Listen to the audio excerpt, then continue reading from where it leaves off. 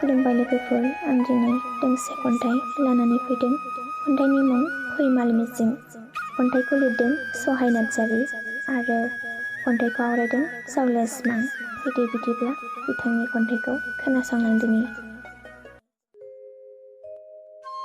जोबनो रोङै आंनि बे नोंखौ गोथार गोसोजों हास्थायनाया, गोमा रोङै नोंनि महरा आंनि गोसो सिङाव हाबना थाखानाया, थिनबाय आंखौ दिनै फैमाल हांमा सुरनो, थिनबाय आंखौ दिनै बैथा गैयै दिङा जावनो।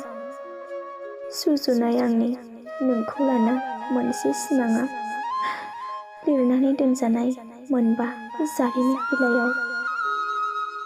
गोजोननाय मोनगौमोन सना आं जोनोमाव नोंखौ मोनाब्लाबो, नाथाय दिनै नोंदि आंखौ मुगैबाय, जिउनि अराय समनि थाखाय बावगारलांबाय।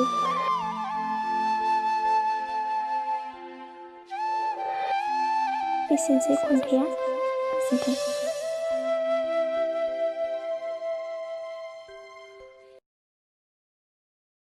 भिडिअखौ मोजां मोनदोंब्ला लाइक, शेयार आरो कमेन्ट खालामदो।